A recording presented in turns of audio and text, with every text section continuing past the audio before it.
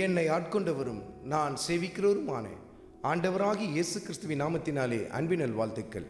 கிறிஸ்து இயேசுக்குள் மிகவும் பிரியமான அன்பு சகோதர சகோதரிகளே, மிக குறிப்பாக தொழில் செய்து கொண்டிருக்கிறவர்களே அல்லது உயர் பதவியில் இருக்கிறவர்களே, உங்களுக்காக கர்த்தருடைய வார்த்தை வெளிப்பட்டு கொண்டிருக்கிறது.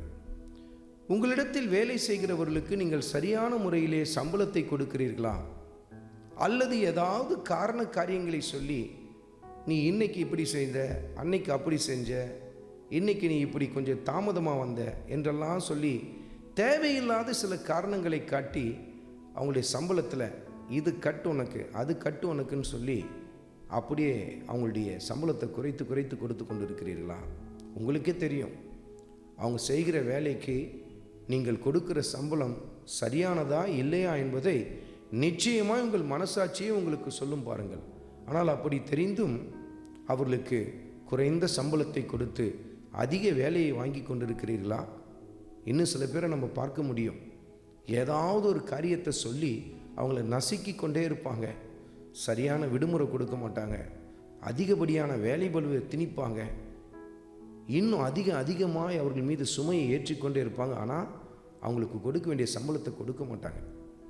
இன்னும் சில பேரை நம்ம பார்க்க முடியும், திடீரென்று காரண காரியமில்லாமல் வேலையை விட்டு அவர்களை நீக்கி விடுவார்கள்.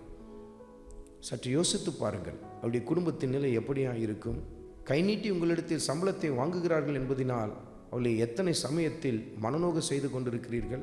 இவைகளெல்லாம் சற்று நிதானித்து பாருங்கள். கர்த்தருடைய ஆவியானவர் உபாகமத்தின் புத்தகத்தில் 24வது அதிகாரத்தில் 15வது வசனத்தில் எப்படி எழுதி வைத்திருக்கிறார் பாருங்கள். உங்களிடத்தில் வேலை செய்கிறவர்களுக்கு கூலியை கொடுத்து விடுங்கள் என்று சொல்லி கர்த்தருடைய ஆவியானவர் சுட்டி காட்டுகிறார். அது மாத்திரமல்ல, அதன் மீது அவன் ஆவலுள்ளவனாயிருக்கிறான், அவன் மிகுந்த ஏழையாயிருக்கிறான், இதை கொண்டு நான் இதை செய்வேன் என்று சொல்லி எத்தனையோ அந்த சொற்ப வருமானத்தை கொண்டு அவன் திட்டத்தை போட்டு கொண்டிருக்கிறான். அப்படிப்பட்டவர்களை நீங்கள் நசுக்கி கொண்டிருப்பீர்கள் என்று சொன்னால் அவர்கள் கர்த்தரை நோக்கி கூப்பிட ஆரம்பிப்பார்கள். அது உங்களுக்கு பாவமாய் மாறும் என்று சொல்லி கர்த்தருடைய ஆவியானவர் எழுதி வைத்திருக்கிறார். அருமையான மகனே, அருமையான மகளே, உன்னிடத்தில் வேலை செய்கிறவர்களை நசுக்கி கொண்டிருக்காதே. உங்கள் வீட்டில் வேலை செய்கிற வேலைக்காரர்கள், வேலைக்காரிகள், அவங்களை முகாந்தரம் இல்லாமல் திட்டி தீர்த்து கொண்டு இருக்காதீங்க. அவங்களுக்கு கொடுக்க வேண்டிய சம்பளத்தை சரியாக கொடுங்க, கொடுக்க வேண்டிய இன்க்ரிமெண்ட்டை சரியாக கொடுங்க. தேவையில்லாத காரியங்களெல்லாம் சொல்லி அவங்கள நசுக்கி கொண்டு இருந்தீங்கன்னா, அது ஒருவேளை நீங்கள் நினைக்கலாம், இந்த மாதத்தில் நான் இவ்வளோ சம்பளத்தில் மிச்சம் பிடித்தேன் என்று சொல்லி நீங்கள் பெருமை அடித்து கொண்டு இருக்கலாம். ஏன்? நீங்கள் உங்கள் ஸ்தாபனத்தில் சில பேர் அதிகாரிகளாக வைத்திருப்பீங்க, அவங்களாம் உங்களுக்கு ரொம்ப ஃபேவராக இப்படிப்பட்ட காரியங்களெல்லாம் செய்வாங்க. அவர்களெல்லாம் உங்களுக்கு லாபத்தை கொண்டு வரவில்லை, மாறாக உங்களுக்கு சாபத்தைத்தான் கொண்டு வந்து கொண்டிருக்கிறார்கள் என்பதை மறந்து போய் விடாதிருங்கள். உங்களிடத்தில் வேலை செய்கிறவர்களை சரியான முறையில் விசாரியுங்கள்.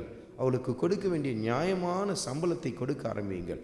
கர்த்தர் உங்களை நிறைவாய் ஆசீர்வதிப்பார். ஆண்டவராகிய இயேசு கிறிஸ்துவின் கிருபை உங்கள் அனைவரோடும் கூட இருப்பதாக. ஆமென்.